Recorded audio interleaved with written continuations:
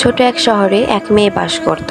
মেয়েটি ছিল খুবই দয়ালু আর সবার প্রিয়, কিন্তু সে কখনোই নিজেকে নিয়ে সন্তুষ্ট ছিল না। তার মনে হতো সে অন্যদের মতো সুন্দর বা প্রতিভাবান নয়। সে প্রতিদিন সকালে উঠে আয়নার সামনে দাঁড়িয়ে নিজেকে দেখতো আর ভাবতো, আমি যদি অন্যদের মতো হতে পারতাম। তার মন খারাপ হতো কারণ সে তার মধ্যে কোনো বিশেষত্ব খুঁজে পেত না। একদিন বইমেলায় যেয়ে সে একটি বই কিনে আনলো। বইটির নাম ছিল নিজেকে ভালোবাসার কৌশল। তার বন্ধু বলল, আমি বিশ্বাস করি তুমি এই বইটি পড়ে অনেক কিছু শিখতে পারবে। সে বইটি পড়তে শুরু করলো এবং প্রথম পৃষ্ঠাতেই একটা কথা তার মন ছুঁয়ে গেল। নিজেকে ভালোবাসা মানে নিজের সেরা সংস্করণে পরিণত হওয়া নয়, বরং নিজের যে কোনো অবস্থাকে গ্রহণ করা। সে ধীরে ধীরে বইটির প্রতিটি পরামর্শ মেনে চলতে লাগলো। সে প্রতিদিন সকালে উঠে নিজেকে বলতো, আমি যেমন আছি তেমনই ভালো।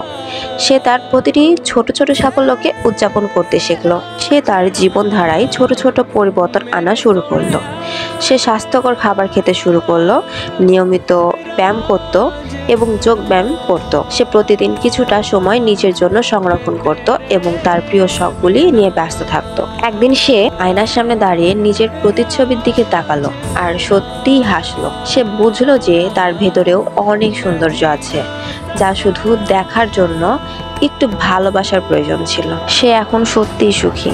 সে বুঝতে পেরেছে নিজেকে ভালোবাসা মানে নিজের প্রতি সদয় হওয়া, নিজেকে যত্ন নেওয়া এবং নিজের প্রতিটি দিককে গ্রহণ করা। সে তার জীবনে প্রতিটি মুহূর্তকে উপভোগ করতে শিখেছে এবং তার সাফল্য এবং ব্যর্থতা উভয়কে মেনে নিতে শিখেছে। এটি ছিল আমার জীবনের ছোট্ট একটি গল্প।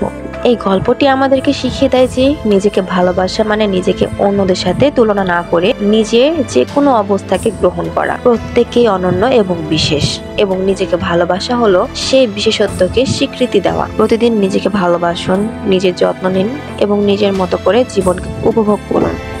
আপনি যেমন আছেন তেমনই আপনি মূল্যবান। নিজেকে ভালোবাসা একটি যাত্রা এবং এই যাত্রায় আমরা একসাথেই আছি।